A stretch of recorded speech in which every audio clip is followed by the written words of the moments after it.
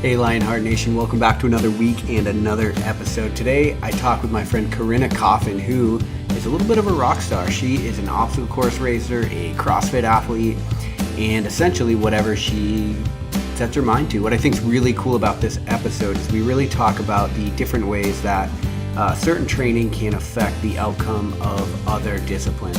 And that's something I've been intimately familiar with in my life because I really cross back and forth between strength and endurance a lot. And she really talks about some of the struggles that come about when you try to be really good in two different disciplines. And then the other thing that she does is she talks about some of the ways that they really benefit each other. And I think as we go through the episode, you'll realize that there's a lot more benefit to be gained between the two than there is to be lost. So without further ado, here's Corinna Coffin.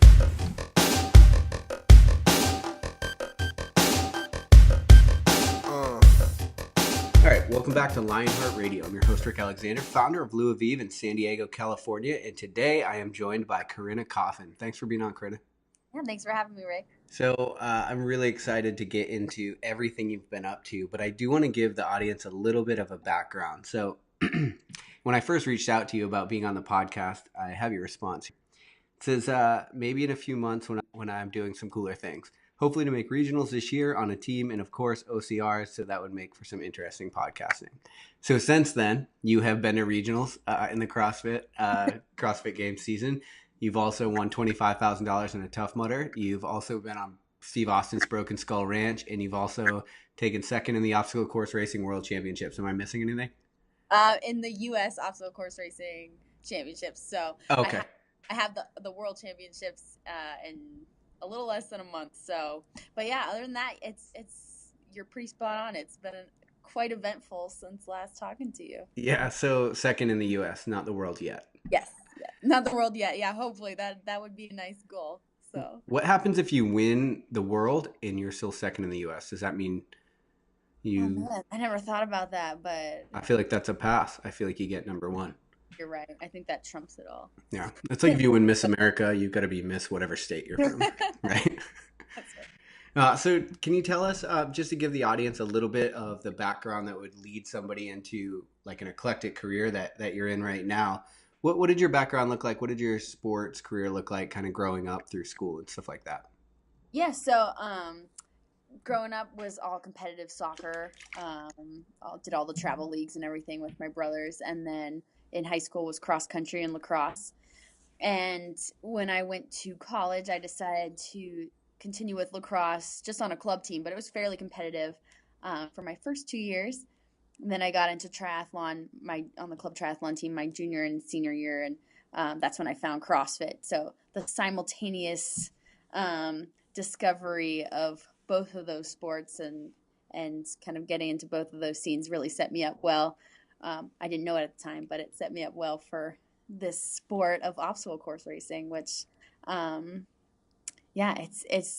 it's kind of funny. I feel like a lot of people don't realize how competitive it can be within the elite groups. So yeah, for sure. Obstacle course racing at this point it's a complete professional sport, right? Yeah, it can be. I mean, yeah, there's definitely there's the first couple heats that go off that are, the elite heats, and then the rest of the people are mainly taking it just for fun. But okay.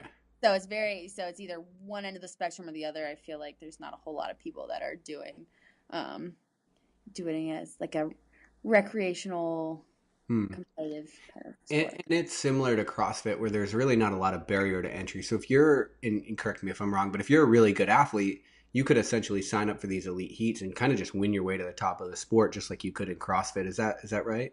Yeah. I would say it's definitely easier to work your way up in the ranks of, obstacle course racing than it necessarily is on, in other sports. So for sure. Yeah. I think what's cool about the advent of all of these sports is the fact that you don't need that traditional path. Like you're not going to be a pro football player unless you play through high school and college and you do your time in the conventional path. But what's cool about CrossFit and what's cool about obstacle course racing and what's cool about you is that you've made it in both of these things. You've kind of just like decided, hey, I like them and I'm fit enough, and you have the heart, the passion, and the drive, and now you can kind of make yourself something within those sports, it seems like. Yeah, and I look back on like the journey over the past, gosh, now it's been almost 4 years, maybe 3.5, and it is a little bit of luck, a little bit of just really good timing with things, and then the majority of it is right, like what you said, just like training, working towards something, trying to be as fit as possible, and it just meshing really well into obstacle course racing and CrossFit. But I think I entered the scene at the right time, just as this big boom was coming along with obstacle course racing, and kind of got my foot in the door. And it's slipped out a little bit since then, but I was able to wedge it back in this year with short course, kind of as my training has evolved and kind of changed a little bit over the past Because year. I remember following you and talking to your brother. I remember maybe it was last year or the year before, you were actually doing things like the toughest mudder, which is like the 24-hour event, which I'm assuming is, and I'm not very familiar with a lot of the obstacle course racing, but I'm assuming that training for that is got to be much different than the kind of sprint type events you're doing now. For sure. Yeah, there's definitely people who train all year round for that 24-hour race. For me, I was racing on a pro team for Battle Frog series, who they went under last fall. But I was racing for them for about 2.5 years, and just got flown all around the country to race, and race quite often. And they were sponsoring my race entry and my trip out to Las Vegas for that World's Toughest Mudder. So I was definitely one of the less primed racers for that race in terms of that that kind of that kind of distance endurance Mm, event, because before then I think my most I'd ever run was about 16 miles. So I doubled that at World's Toughest Mudder, but it was nice. nowhere near some of the it was a good accomplishment for me, but it was Was that your first marathon distance or longer race? yeah, yeah, Nice. for sure. It was. And actually my brother and two of my brothers and one of their buddies came out to pit crew for me. So they had a Yeah. blast, just like, How important was having a crew in a race like that? oh my gosh. You really, and I didn't make it, past midnight. So, but just from, those 8 hours or 10 hours of being out on the course, like Mm, it came in handy to have yeah. a support crew, and they were super cute about it, and like, oh, don't move, Corinna, we'll like get everything on for you and feed you. And I remember Jack dipping my Fig Newtons in pickle juice and thinking it was the funniest thing to like surprise me with that combo, but at that Yeah. point I didn't care, so it was really cool to have them. Yeah. But I'm sure it's from that midnight point till the end of the race the following day that I'm sure is when you really need the big push. So I don't know what that is like, but there's a lot of people who Yeah. do. Well, it sounds like, I mean, and for you, because you're doing this as, you're actually doing this as competitive, where if I were to do this, it'd be like, yeah, I would like to do the 24 hours and it would be what it is. But for you, since you're actually trying to be really good at a certain time domain, truthfully, it's better, it seems like, that you focus on that time domain, right?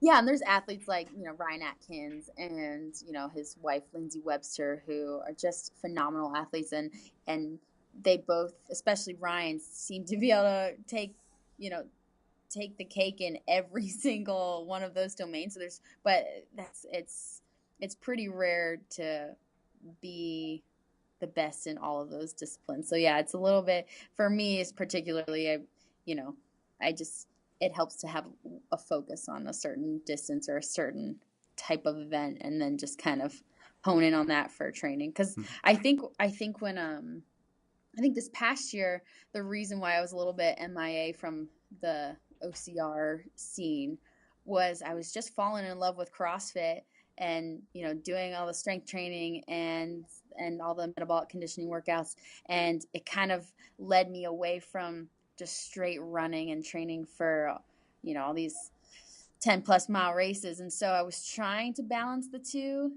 for a period of time when I was racing with Battle Frog, and I think I was just, my training methods were just contradicting each other. I was doing strength training and then just to go for a really long run, a couple hours later, and it just I couldn't quite seem to get the balance to work, and it's hard. And Yeah.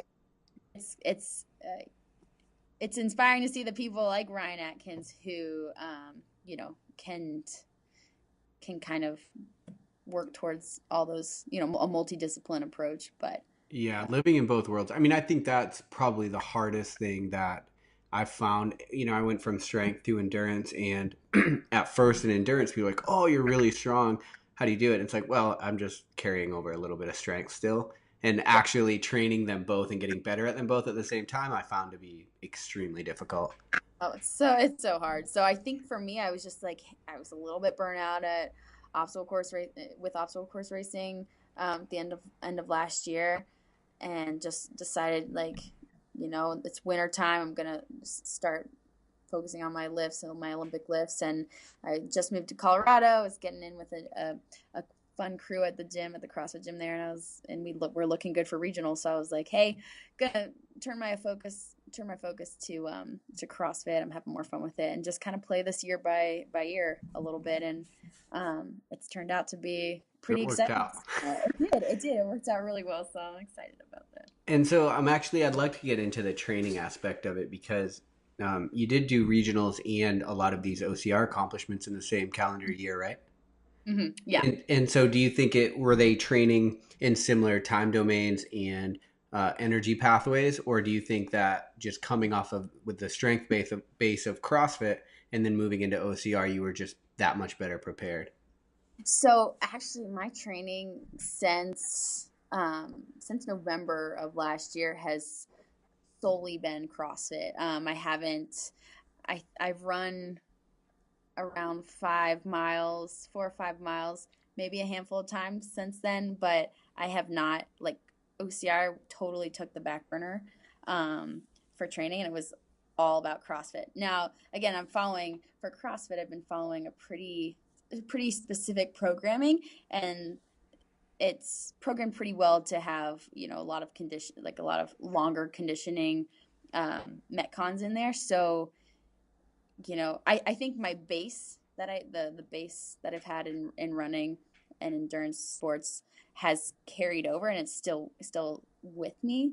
But that's why I was a little bit hesitant to go to US OCR champs. I was like, you know what, I know it's only a 2 mile course, but I haven't run much longer than 3 miles, you know, Yeah. more than 5 times or so in the past, like in this half year or so. So it definitely took me by surprise. I think I wrote in my posts on social media, I was like, it totally took me by surprise, and it really did, because that has taken, you know, like I said, a back burner for sure. Yeah. So wait, so to clarify, even now, like through these OCR wins or good places, you still haven't ran? You're just training CrossFit? Yeah, just training CrossFit. Whoa. Now that, yeah, now that I have Worlds coming up, I'm like, okay, like I think I've gotten not lucky necessarily, but you know, I definitely see the benefit of incorporating more running into my training to leading up to Worlds, because, you know, when you're on a worldwide level now for a race, you're gonna have to just bump up your training. And for me, the running is my weakness right now. So I've been doing more like track workouts, working on those 400s and 800s distances. Mm-hmm. But yeah, Which is kind of a CrossFit thing anyway. It is exactly. And so it's nice right now because it doesn't feel like it's detracting from my CrossFit training either. So, I'm sorry. Oh no, I was just gonna say, being out here in Utah, you know, long mountain biking and kind of long hikes, I think that's been helping too with just keeping that, you know, endurance base. Yeah, that baseline kind of aerobic conditioning. Like that zone 2 training, like every, you know, 2 days of the week or so. Yeah, that's the training I think a lot of people neglect, unfortunately, to their detriment, because I think when you have that baseline aerobic conditioning, I've just found you're able to, it carries over into a lot of different areas of your fitness. You're able to, even if you're just lifting, you're able to maintain more intensity throughout your training sessions, things like that. Yeah, I think a lot of people think more is better and harder is better and faster, and they neglect that. So yeah, 100% with you on that. So hold on, does CrossFit know about this? I feel like you're a poster child for CrossFit, like really, because you know what the black box theory is. Do you familiar with that? I've heard of it, but I'm not. Yeah, so the black box theory is like, okay, what CrossFit, they kind of backed away from it a little bit, but they used to talk about it a lot. And they say that what you put in is CrossFit, and then what you get out is like you'll be a better power lifter and a better Yeah. Olympic lifter and a better runner and all of these things. And a lot of people like kind of challenge them on that, but you are like legit living proof that that's a thing. Yeah, and I don't know if it helps. I mean, I'm sure it does help that I come from the more endurance side of things. That definitely helps. Yeah. Because if you never loved running, then you're not going to come out of CrossFit and be like, man, I just love running. So Right, right, that right, right. definitely doesn't happen. But I'm I've been, pretty surprised this year with how much of that endurance base I've been able to maintain just through Mm. CrossFit. And so you're following similar to a like CrossFit endurance protocol? Yeah. Actually, no, I'm not. I'm out here in Salt Lake City, and I just joined the Salt Lake City CrossFit gym, and they have a specific competitors programming run by their head coach. Um, so that, it's about 3 hours, 2.5, 3 hours a day, Mm-hmm. um, 5 days a week with, an active recovery day in there. But it's not, I mean, it's not I'm actually on the strength program. There's a strength program, Whoa. endurance program, and for CrossFit, and if I want to, be on this team for regionals next year, I got to get my strength up. So I'm actually following all of all of the strength programming as opposed to the endurance right now. Man, that is wild. How much do you think, just being realistic, how much do you think of that is, and it could be attributed to you just being an animal as an athlete? And then how much of it do you think is actually from the training protocol transferring over? Yeah, well, so under I've just been following that strength program at Salt Lake City since mid-August or so, maybe end of August a little bit, because that's when I moved out here. So I haven't been following it for that long. So I don't want to, pretend like I've been doing that the past 6 months or Right, so. right.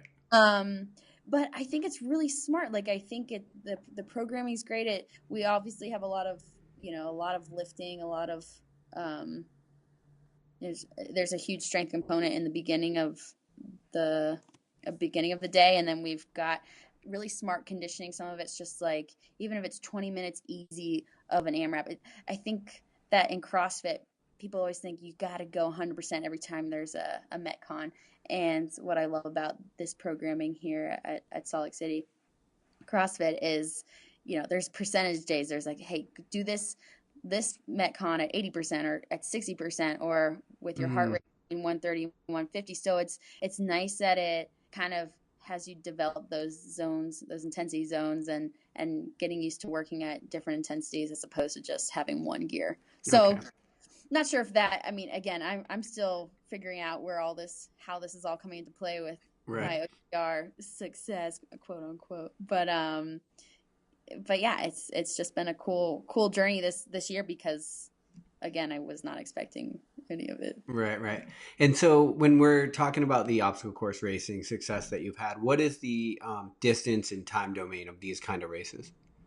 Yeah, so Tough Mudder X was the first of its kind, and that was 1 mile, and it included 10 obstacles and 10 fitness zones. So you had 10 fitness stations or zones, um, one to go with each obstacle. So it'd be fitness zone, obstacle, run a little bit, fitness zone, obstacle. Okay. Um, So you and were really well positioned for that from yeah, CrossFit.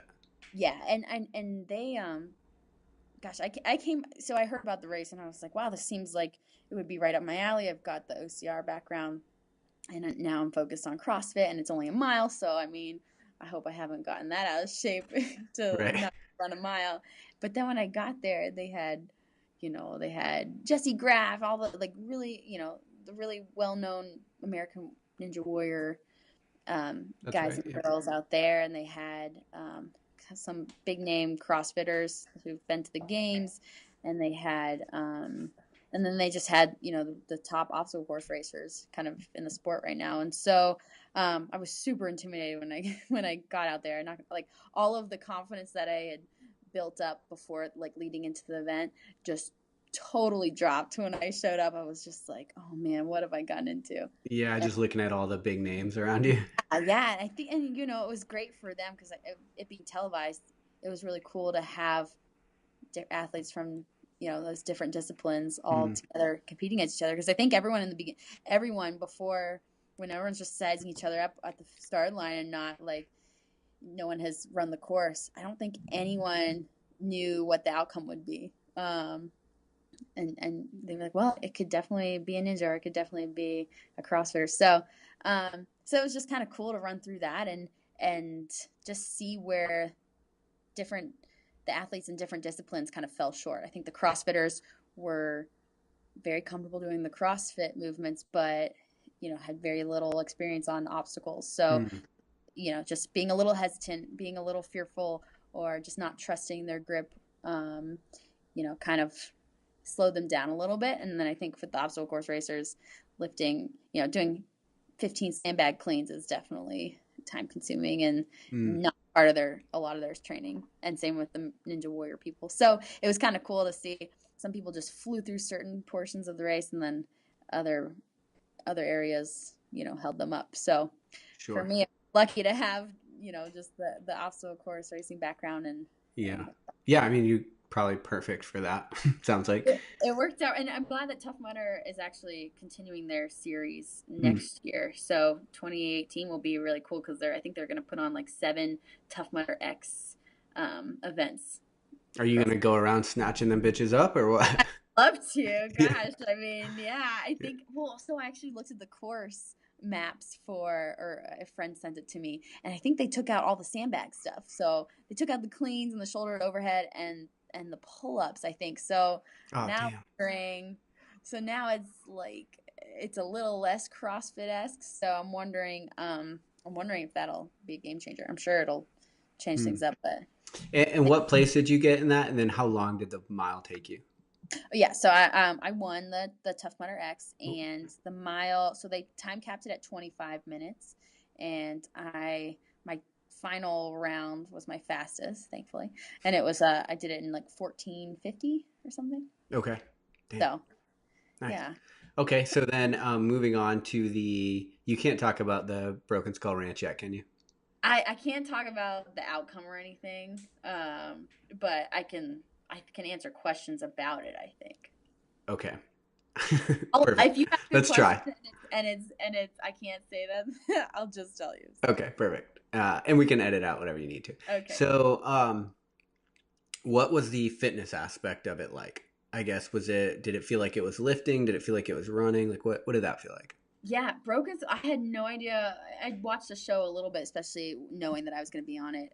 So I continued with my regular training, just because I was not about to change anything for this show that I had, very little information about. But it was very short and very intense. So you would, because it is production and they do 3 different. The show puts on 3 different events, 3 different challenges, and but you have to win to get to that 3rd event. So it's single elimination, kind of bracket style, head to head. So you're just doing really short head to head events that less than 5 minutes, but you are totally gassed, like you're going 100% and are just totally gassed by the end of it. So that was great with CrossFit. I mean, it seems that the CrossFitters definitely do right well in those, those types of challenges. So, and he does like his strength. He does like having heavy shit in there, and then showing how badass it looks on TV. So. Yeah, and did they invite you to go on that show? So they reached out to me like 2 years ago, and I think every year I got some sort of email or Facebook message from one of the casting producers, and I always turned them down. Like I really? I turned them down the past 2 years because I was just like, this is not. First of all, and I was pleasantly surprised with my experience on the show, because when I watched it, I was just like, well, everyone's trash talking each other, kind of being douchey, and no one looks good on the camera in terms of like how they're presented and their demeanor towards the other athletes, and it was just like I could not see myself on there, and but after winning Tough Mudder X, and I saw he was just like, no, thanks, it's not for me. After winning Tough Mudder X, Hunter McIntyre was like, Corinna, you just, I'm calling the producers tomorrow. Like, I'm buddies with them. Like, they're gonna call you. You need to go on this show. And so, Nice. So that's exactly what happened. And I was just like, I don't want to do this, but I went through all the steps, and then, I got there, and I was just, I was pleasantly surprised that they were like, hey, you're not shit talker, and that's not, how you are. You don't do that. We're not going to feed you any lines. We're not going to make you try. We just ask that you're confident. And when you say things, don't mean, I think I'm going to do well in this. It's like, no, like if you think you're going to do well in it, say, I'm going to do well in it, Yeah. But they're not going to feed you lines to say against any other of the competitors. So for me, I think that was A, reassuring, B, it just, I'm excited more so just to kind of watch the episode and see how it all plays out, because I think our group of girls they were pretty respectful, and it was a good experience. Yeah, that's actually good to know that they don't feed you lines and stuff like that. Yeah, I was a little worried just because, I mean, you watch it and you're like, wow, that was really stupid, or like corny, right, or just like super lame, and so you're just like, really, like someone must have told them to do that. And you get caught up in the competitiveness of the show a little bit, and they definitely like egg that kind of atmosphere a little bit, but you don't have to I didn't participate in that. So. Yeah.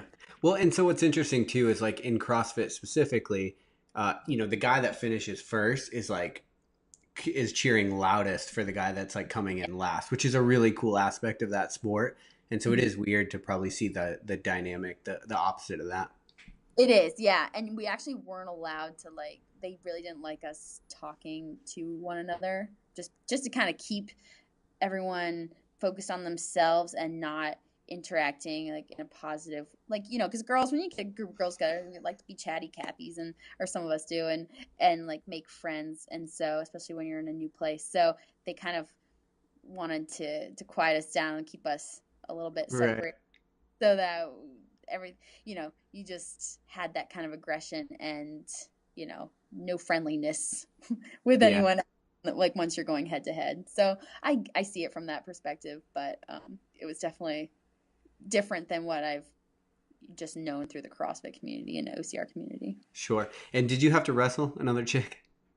That is one of the events. I'm not sure if I can say that. Okay. So, I don't know. I can say, okay.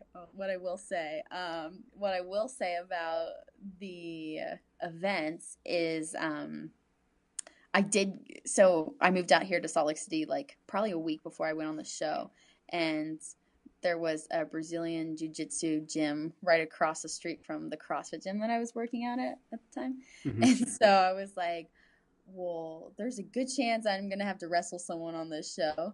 And because a lot of the head-to-head events, even if you're not directly trying to wrestle someone and get them out of, you're trying to throw them out of the way and get somewhere. Tug of war, you're doing this and that, and you have to it would just help to have good body control and positioning, and be a little bit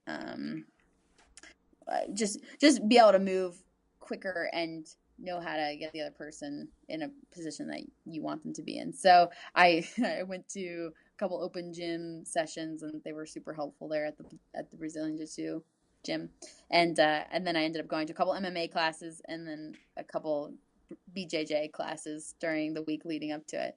So I didn't use any particular, it was just so much information overload during those classes.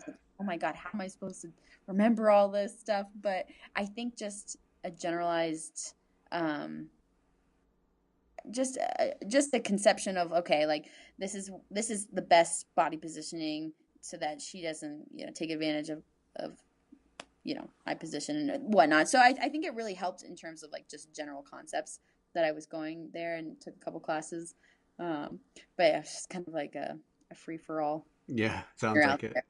Lifetime of CrossFit, week of jiu-jitsu. Fucking do this. Right. But I do want to continue jiu-jitsu. I would love to. I'm trying to figure out with just school and my CrossFit training right now, to add on jiu-jitsu would just be a little bit too much at the time, but Yeah, that's what I was going to ask if you're wanting to continue any of the combat sports.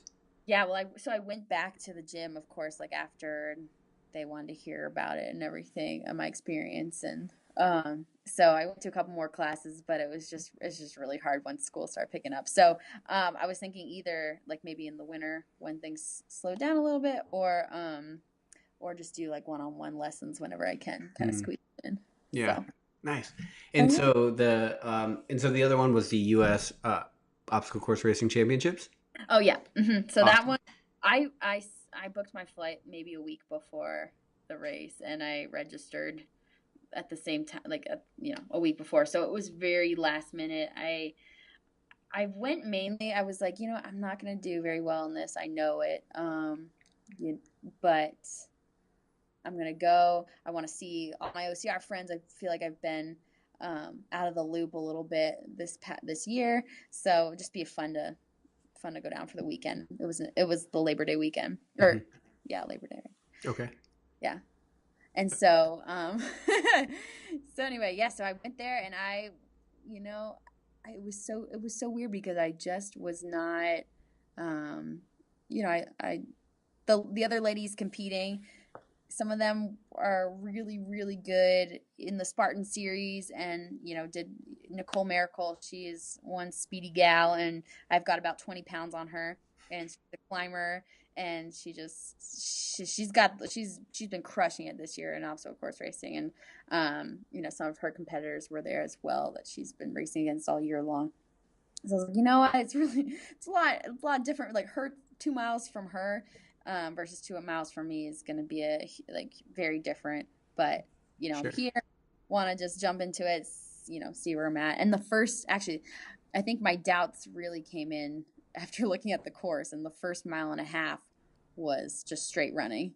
So that was pretty. I was just like, wow, it was a straight running, and then the tail end is packed with obstacles. Hmm. So really was thinking that was not my jam, especially um, opening up with such running, a running concentrated race. Yeah. But and I was right. I started off. I was about in 8th place or so, and we'd have a couple logs to hop over, so it really wasn't anything substantial. And so kind of picked my way a little bit from like 8th to 7th, and then coming into the first obstacle of the last series on that end stretch, was able to make up some ground on some of the ladies in front of me and found myself in 5th. And then the next obstacle I was in 4th, and then before you know it, someone was yelling at me like, "This is for podium, like this is for a podium spot," and I was like, "What? That's crazy!" And so I think where my strength came in was with CrossFit, right? We're used to, under a lot of fatigue, still being able to use, our muscles, and doing some pretty, I don't know, just doing some like I think for a lot of the obstacle course racers out there, they're running very long distances in their races, doing an obstacle, running really long distances, but to have consecutive obstacles back to back to back definitely simulated more of a CrossFit type workout for me, because you're always lifting something, or you're always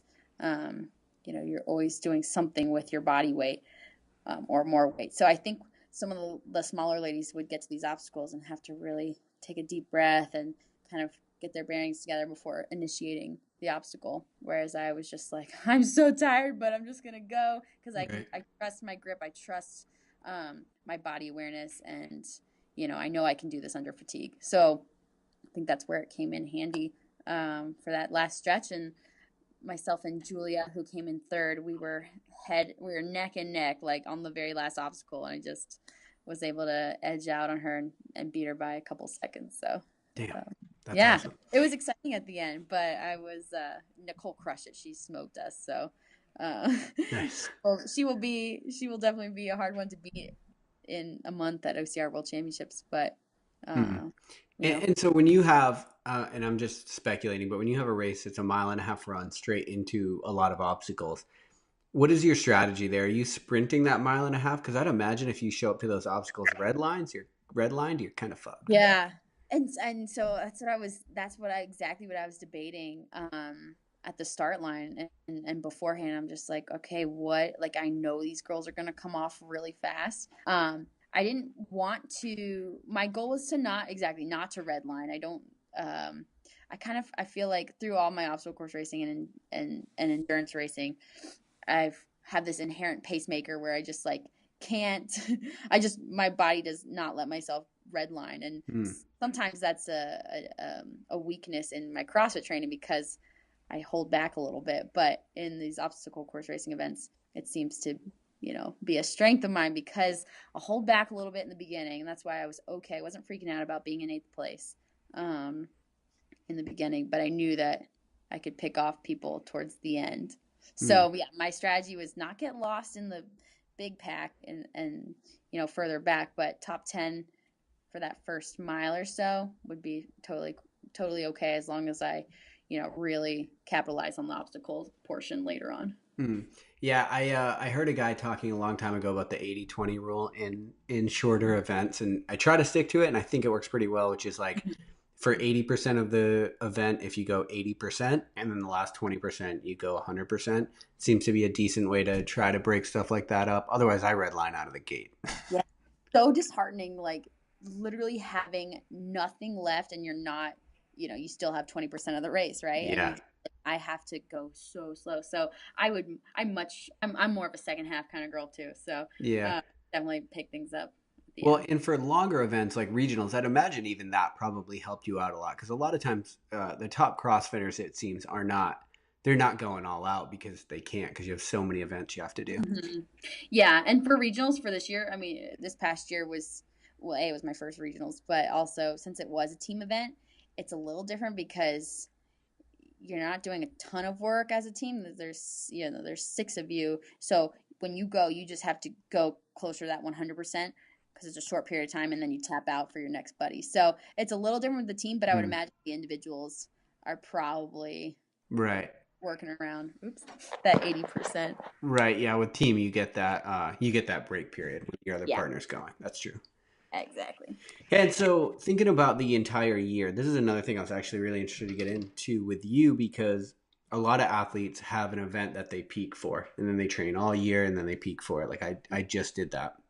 But for you, because you're trying to compete at a higher level, multiple events, and it seems like obstacle course racing and CrossFit are both kind of this way, where you don't really peak. Maybe you peak strength for regionals, and you try to do some tweaks like that. But what does your training look like overall in order to maintain as high of a level of fitness as you can going into these different events? Yeah, and that's a good question, because my focus was leading up to the end of May for regionals, and so that was everything was geared towards regionals. And then once that was over, I was just like, okay, like I had no plans of doing Tough Mudder X. I don't think I knew about it at the time of regionals, actually. Yeah, I'm pretty sure, or maybe it was just around the time of regionals that I had found out about it. But either way, like that was not my mindset, was not getting ready for that. It was just CrossFit. And so once regionals was over, I always love to have that next thing to work towards, and just to keep the intensity up, and to keep, some sort of goal in my training. And so, I think for me this year, because I didn't have a set agenda, a schedule after regionals for like what I was going to do, and everything was kind of on a whim. Like, had no plans of doing Broken Skull Ranch, had no plans of doing Tough Mudder X, had no plans of doing US OCR Champs. So for me, and it's just kind of been just something I've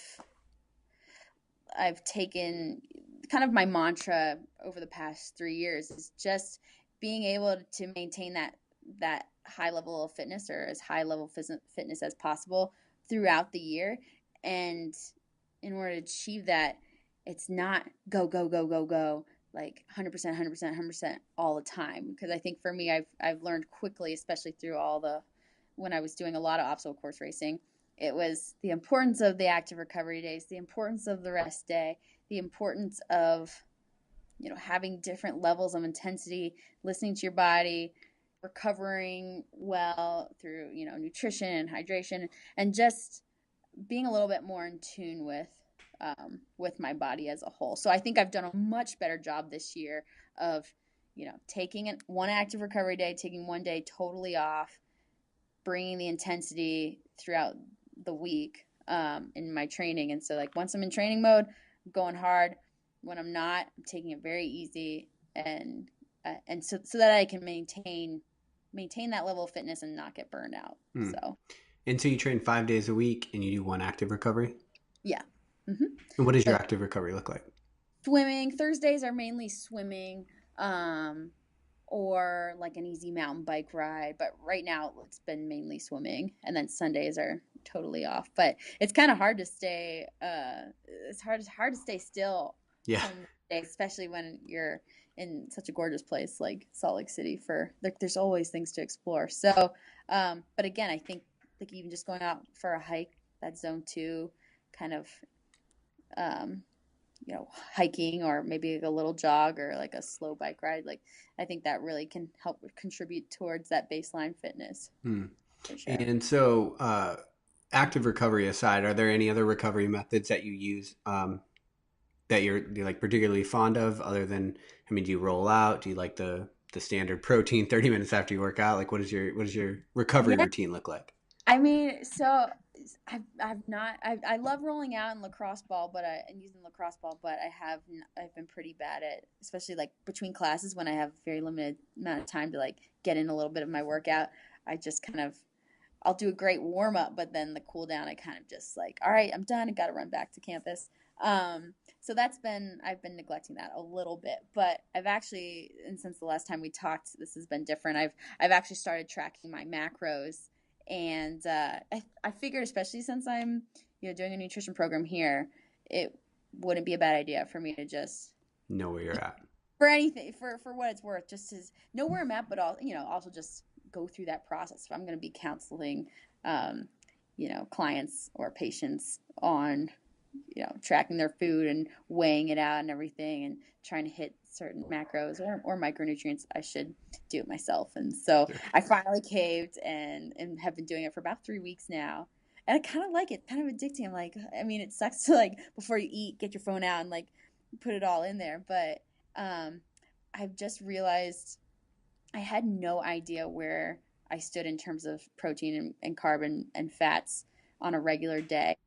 And I think just tracking it and having that awareness has been really helpful because I think I leaned towards a higher fat, less carbs, and my protein was like under 100 grams a day. So I definitely needed to tweak some things. And so I haven't changed it too much from like where I would usually kind of just gravitate towards, but I've definitely been trying to hit certain marks. And if I'm not at the amount of calories that I want to be at for the day, like just keep eating. So it's been almost like a force feeding me a little bit. But I feel like it's been huge with my recovery time or recovery and just feeling re-energized the next day, because I think I had some days where I was just not hitting enough calories, and then it took, a negative toll on me the next day for training. Yeah, sure. And actually, I've heard that a lot. People that begin to track their macros end up feeling like they have to eat way more than they thought they did. Yeah, and some days it's like super easy for me to hit like just the calories in general, but the macros too. And other days I'm like, I am so full and I still have 100 grams of carbs to go and 20 grams of protein. So it's some days it's just funny, but it's I feel like it's probably good for my body to hit that consistency, especially from a recovery standpoint, which I never really worked with before. And what does your diet look like? Are you paleo mostly, or what does it look like? Yeah, so I'm actually I eat anything and everything, but I am, I think we talked about this last time too. As much as while I am tracking macronutrients, I'm very much a micronutrient kind of girl and looking at nutrient density of foods and not just eating a bunch of chicken because it's got a lot of protein. It's not as high in micronutrients. I love to keep it varied, lots of fruits and vegetables, eating more oatmeal now, like with my smoothies, just to kind of add more carbs to it, and some rice, but still keeping like the vegetable and fruit count up a lot, so that I'm not just eating a chicken, rice, sweet potato kind of deal like you Right. see the bodybuilders gravitate towards. And So, oh no, that's about it. It's not um, I'm not a vegetarian, but I don't. It's not like meat, chicken, meat. Meat in every meal. I like to keep it pretty much primarily a plant-based diet for the most part, with some meat in there a couple of times a week. And is that because I think that a lot of people miss the bus on micronutrients? I think there's a huge focus on macro, and typically there's a lot of like minerals that we miss in our diet. How is salad or is vegetables the way that you typically try to get a lot of those minerals, or are there go-to foods you have? Yeah, yeah. So mainly, I for dinner I put everything on a bed of lettuce or a bed of greens, or super greens or something.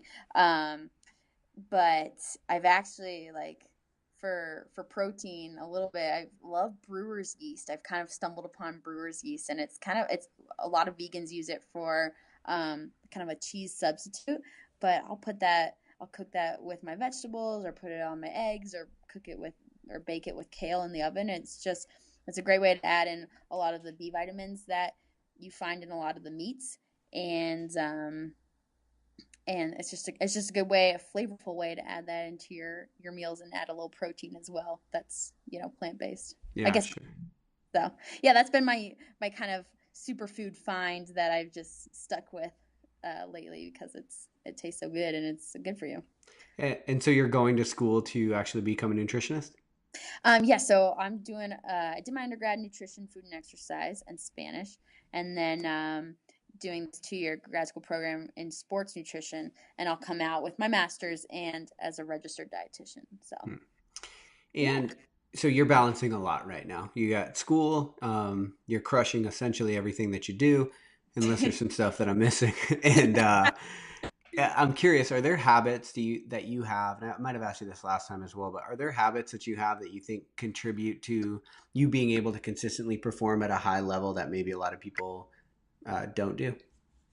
Um, Thank you for all those things. I appreciate that. Yeah.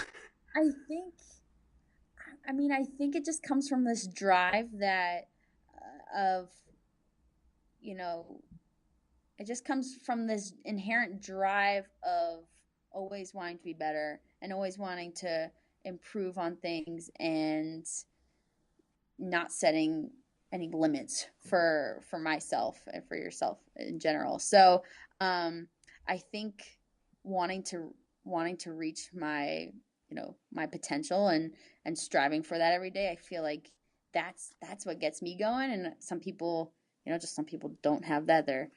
They get complacent, or they're cool with what's going on with them right now. And so I don't really know exactly where that comes from. So I think a lot of it has to do with your upbringing, and raised on a horse farm with 3 older brothers. Definitely Yeah. always, I swear that has just, I think that was just so good for me, and has contributed more than I'll ever know to kind of like how I am, and my competitiveness and my drive. So I've got a lot to thank my brothers and my parents for sure. Hmm. And all right, so we talked a little bit about the combat sports possibly becoming a thing. Are you ever going to get back into triathlon or anything like that? Do you think? Or are you going to stick I'd with love OCR? to. Yeah, I've been keeping up with swimming on my active recovery days, getting more into mountain biking now as opposed to road biking. But I love both, and I'll find my running legs again more Yeah. on the distance side of things. But yeah, I'd love to. I never want to rule anything out. I think just having that variety in your training, and always keeping things exciting and interesting. And if hey, if I get burnt out from CrossFit, at some point, which I don't see myself doing, because it's just there's so much to do within Yeah. CrossFit. But yeah, like, I think triathlon's great to add in, or that could definitely be, an Ironman's on my bucket list eventually. Yeah. So I think it's just really cool to be well rounded, and be able to jump into anything, and know that you'll be set up, fairly well for success. Yeah, for sure. I think that CrossFit.com it needs to stay woke on what you're doing, because I think that they need to. I mean, I'm serious. They need to write like some kind of article about like That's like the perfect marketing platform for what they're doing. Well, maybe I'll get in touch with them at some point. Yeah, for sure. Or I will. I'll let you know. So the Lionheart Kicker is the final question we try to ask every guest, and it's based on all the things that you've done up until this point and all the experiences that you've had. If you could recommend advice and it were guaranteed that it'd be translated to every language and everybody would hear it, and it can be based on fitness or it can just be life advice, whatever you think, what would you tell people? I would tell people to take care of themselves first and foremost. And I think that not in a selfish way, but I think that taking care of your health, taking care of your mental well-being, your physical well-being, I think there's a lot to be said about people who put that as a priority in their life and how that reflects in other areas of their life, work, relationships. I just think it creates a much healthier, environment for everyone to be in. And, just as for me and you, as fit people, it's sometimes you see other people who are struggling, whether it's with their weight or their just health problems in general, and you just wish that, and if they don't really care about it so much, you just wish that you could have them feel what it feels like to be healthy and be able to do anything, right? We go travel and climb a mountain, or hop into a 5K, or it's just something, and have that ability. So I feel like just a lot of people neglect their personal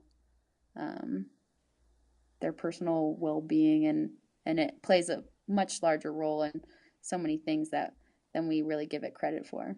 Yeah, I completely agree. I think, over the years, like when you get older, you'll understand, but you begin to shift focus a little bit, and you start to figure out like, what are my goals within fitness? Like, what am I trying to do? Mm-hmm. And one of the goals that I've come across is like the idea of just being capable. Like, we talked about Ironman, like I'm going to do an Ironman in December, not because I've trained all year for this, but because like that's what fitness is to me. It's like the ability to just be capable of having these experiences that a lot of people wouldn't be capable of had you not put in the time on yourself. Totally.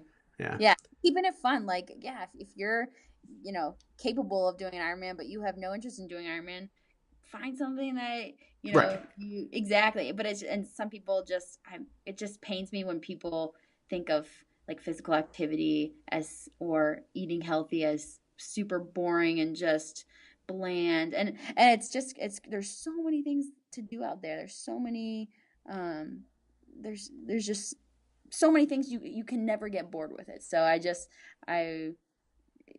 urge people to find that balance in their life and joy in all the little things and being active and healthy. Like it's the best way to live, for sure. Right. Yeah, and it's also like hiking and biking and all these other things that we've talked, like exploring, Exactly. That's cool. So when does Broken Skull Ranch air? When people check it airs Tuesday. They're on Tuesday nights now at 10/9 Central, and it'll be on, my episode will air on November 14th, I believe. Okay, awesome. And then for people that are listening to this and they want to follow along with you and support your journey with what you're doing, what's the best way for them to do that? Yeah, I'm pretty active on my Instagram, which is cscoffin13. Mm-hmm. And so I will definitely be keeping everyone updated on what I'm up to via the Instagram. Okay, awesome. And we'll link all of that up in the show notes of this episode as well. Corinna, thanks for being on. I really appreciate you taking the time. Thanks so much, Rick. Awesome. Thanks, guys. Thanks for listening to Lionheart Radio. I hope that the information from today's show will make you fitter, happier, and healthier. For the show notes of this episode and every episode, head to www.lionheartrad.io. Yep, just like Lionheart Radio. And please, if you have the time, head over to iTunes and give us a 5-star rating. It really helps us to know that we're on the right track in delivering you reliable information and value. As always, feedback is welcomed. If you have any comments on the show or like to suggest a guest, send me an email at rick@luavive.com. That's LUAVIVE Thanks for your support, and we will see you next time. Bitch, I feel good. Don't I look stupendous? My shine is so endless, and shit you can do to end this. Even when I'm dead, niggas still gon' bump that chip shit. Coke, white, Escalade on cinches for you dipshit. So you won't forget this. Midwest nigga be the coldest. Cleveland